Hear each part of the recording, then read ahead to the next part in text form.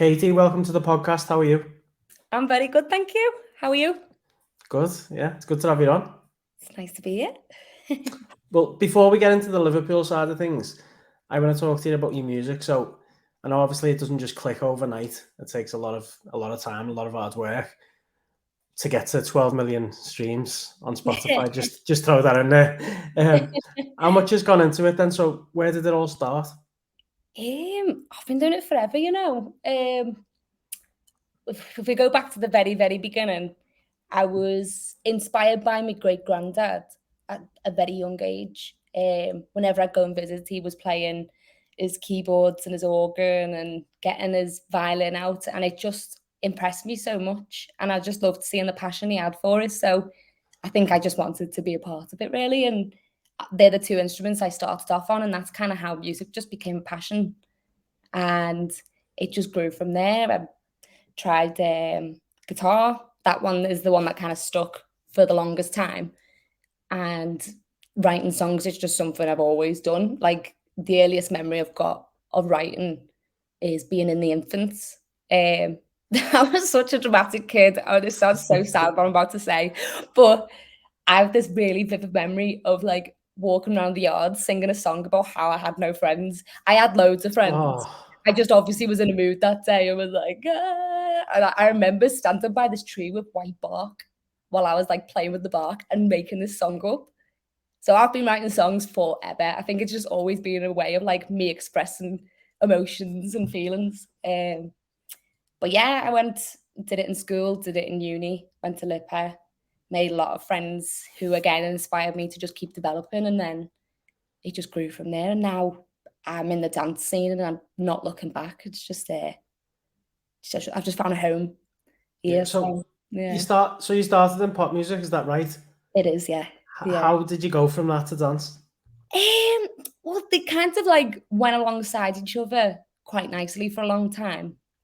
Um, I think when I first really got into dance, before as a listener, I was listening to some of the heavier EDM.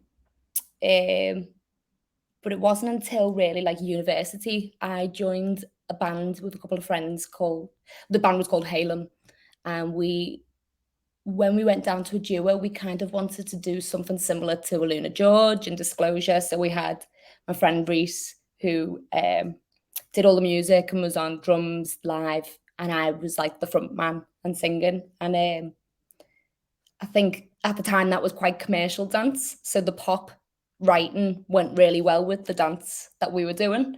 But as I've kind of grew away from pop and picked up the DJing, I've realised that the kind of dance music I like is actually less poppy in Mm. terms of vocals, and it's more, you know, your phrases and more about the sounds within the music. I still get to write pop music, but as an artist, it's just not something I kind of see attached to what I'm doing anymore. Yeah, well, some people just go in there and get in with like a low profile type of DJ, but you just seem to be throwing it about with Laidback Luke and Roger Sanchez. Yeah, yeah, yeah. I mean, that is just, yeah, dream come true moments, really. how, how does stuff like that come about? Do they reach out to you, or do you just send them like vocals over? It's a mix of stuff, really. Those two, the Luke one came from, I think I'd done a session with someone else, and someone on Luke's team heard what I'd done and wanted me to try something on his song.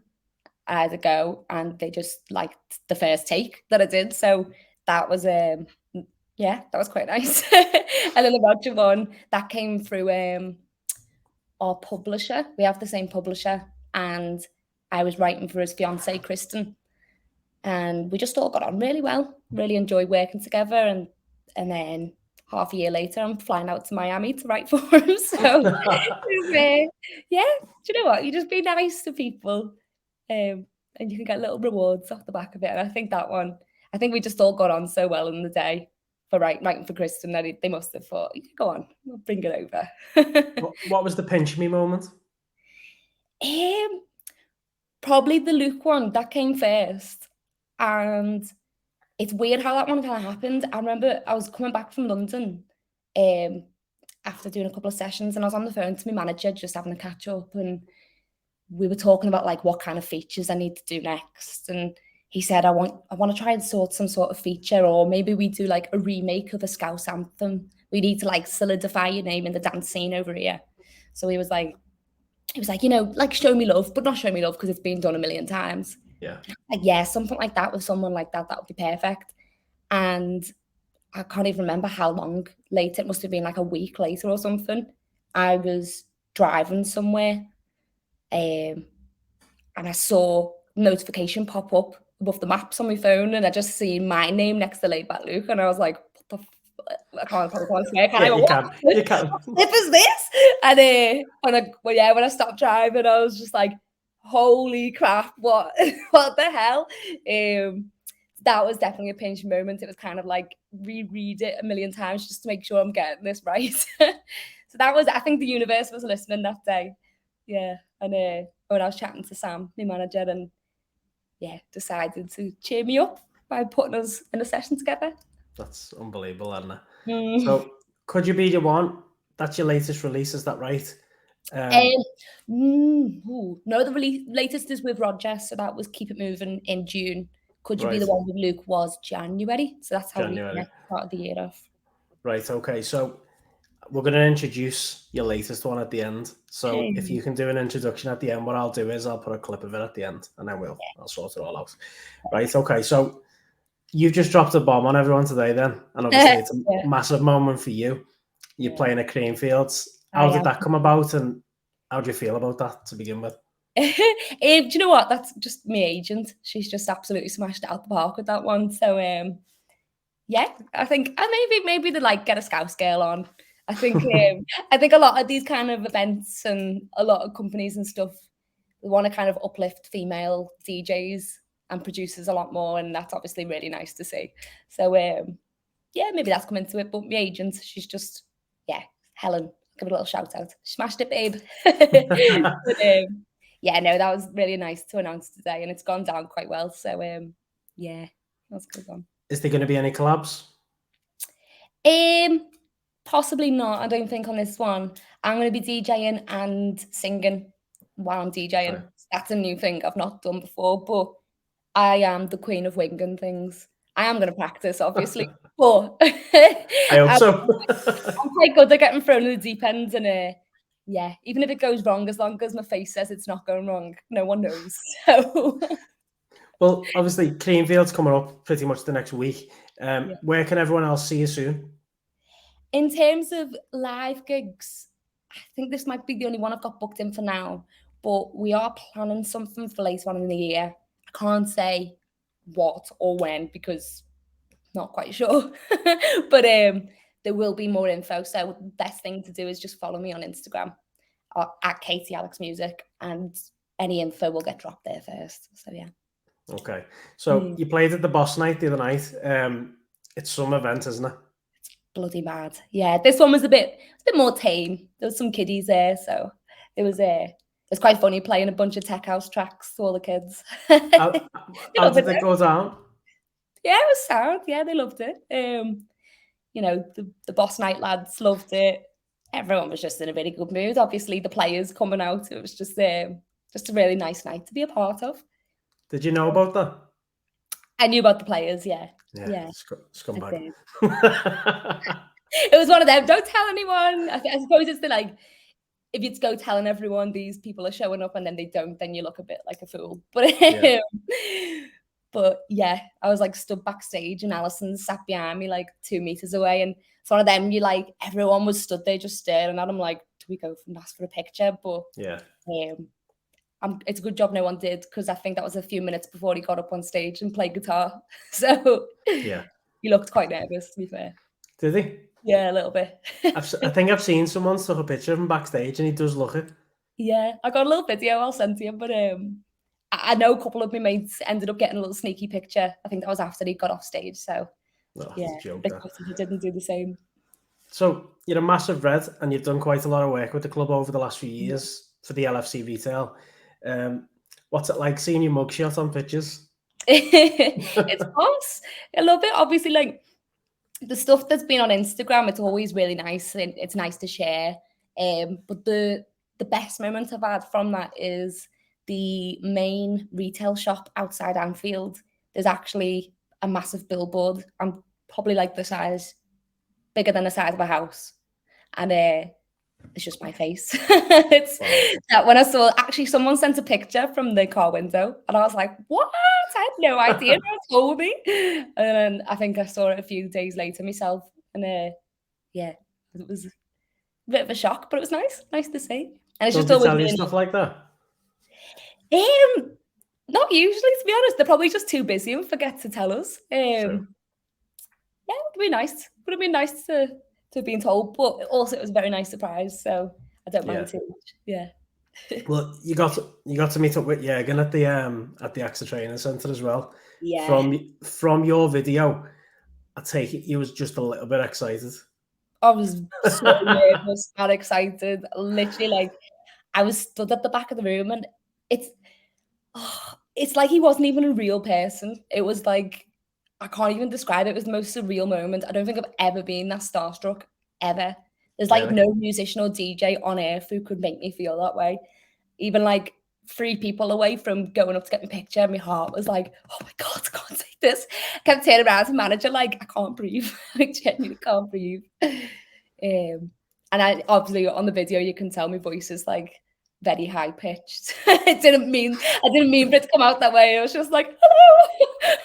I think I've watched it about 15 times and just heard these mad noises come out your mouth. Do you know what? Like, I'm just so happy the way it went down as well, because all my family and friends who know me were just like, that couldn't have been more you. Like, you know, to be like, oh, what do we do? How do we shake hands? Like, I was just like, I know. But I'm glad it went down that way. Jurgen got to meet the real Katy. So, yeah. Did you just get invited down to the training centre, did you? Yeah. It's part of the quirks of working with LFC Retail, really. I think it's just a little reward, I suppose. Obviously, we go down and shoot bits of socials and stuff, which is, I suppose, a tweet going viral with them tagged in it is a win for everyone. But it's just a great opportunity. And when you get these little boxes through your door, how's that? Because you get the shirt sent to you, don't you? Yeah, that's always really nice. Yeah, I mean, the latest box I got, I'd just come off stage at Boss Night, and one of the LSE retail girls was like, here you go. I was like, oh God, what's this? And I opened it, and there's the 3rd shirt, dry fit as well. So I know my sister's going to try and pinch that off me. But inside the box is Missy Bocane's signature, Alison's signature, and they've actually got it in the kit's hung up. I've worn it a few times, but the box itself is now a makeup and bubble box. But it's always open with the signatures on display. I was just like, I can't throw it away, but I can't just have an empty box in my house. I'm trying to declutter. So it's now a makeup and bubble box. That's nice, that purple kit though, isn't it? Oh, it's so good. Yeah. So nice. So let's talk a little bit about Liverpool then, obviously. Massive red. Last season was a bit of a nightmare. Yeah. Let's just put it that way. There's no Champions League football this season. So what's a successful season in your eyes this season? Obviously finishing in the top 4 would be nice. Yeah, I wouldn't want to see us go another season without some sort of Champions League action, but you know, we've still got bits and bobs to look forward to this season. I think, you know what, just progression. Maybe a season that's not going to give us heart attacks and roller coaster emotions again, but that's just Liverpool. So I think last season, when it happened again last season, everyone was like, oh, how are you feeling about it? And I was like, this happens all the time. We get ourselves out of it. So like, I'm not like too down about it. Obviously, I want to see us succeed.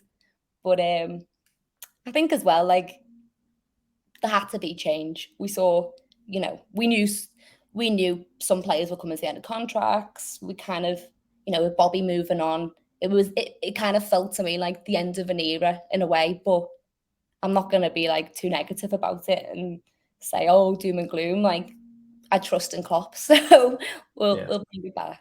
Yeah. Well, that's it, and I think a lot of people say as well, no matter what player goes out the door, as long as it's not Klopp, it doesn't really matter. Exactly, yeah.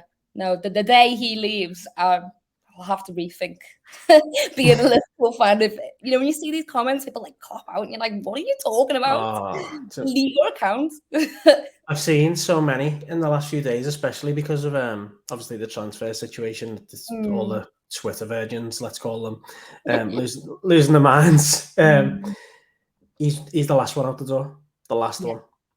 So that pulls me onto a good question. It doesn't have to be Klopp, but if you could go for a bevy with anyone in the squad, who would it be and why? Robbo. Just because he's hilarious. Like any of the behind the scenes stuff you see on YouTube, he's always the one who's causing trouble and just dead cheeky. And I think he'd just be hilarious. Yeah, he looks the most down to earth, doesn't he? Yeah, I think so. Yeah, he'd be funny. Okay. And I don't know if this is a question that you're really bothered about, but it's a question I'm going to ask anyway. Yeah. If you could choose anyone, past or present, to be Liverpool captain, who would it be? Who would you like to see in the middle of that pitch now with the captain's armband? Well, I think, do you know what would be a lovely story if one day Trent was captain? I think the end of the season when we started seeing him playing a little bit more of a midfield role, if that is something that kind of progresses, there's no reason why he can't be the centre of the pitch, like instructing everyone. And obviously it would be such a nice story because he is Liverpool through and through. So yeah, that'd be nice. I don't think he's quite ready yet, but no. But I reckon that's why they give him the vice captaincy as well, because he knows he's gonna be one day, but right now it's just not the right time, is it? No. He'll get there. He will get there. He just needs to stay here. Don't leave the club. Just stay. Don't start all that, Jesus Christ. You won't be going. Right, before we end the podcast, because it's only short and sweet. I try not to bore people. I try not to overload people with questions as well. Let's introduce your latest track with Roger Sanchez. Yeah, let's do it. So this is my latest song with Roger Sanchez, and it's called Keep It Moving. Right, okay, I'll just do a quick thing and then... Yeah. Okay, Katy, let's call it a podcast there. Thanks for your time, taking your time out to do the podcast to begin with, especially with the schedule you're about to come up with. Good luck with Creamfields, and good luck with the writing, the singing, the producing, the DJing, all this like bag of talent that you're full of. So it's good. It's so good to see someone from Liverpool do so well as well. That's like the main reason I like to get people from the city on, because there's a lot of jealous people out there. There's a lot of people flinging shit at walls and hoping it's thick. But there's a bit of a Scouse takeover going on, I think, at the moment. It seems that way. Yeah. So yeah. So, but good luck with everything, and thanks for coming on. Nice one. Thanks for having me. I'll end it there. 1 sec.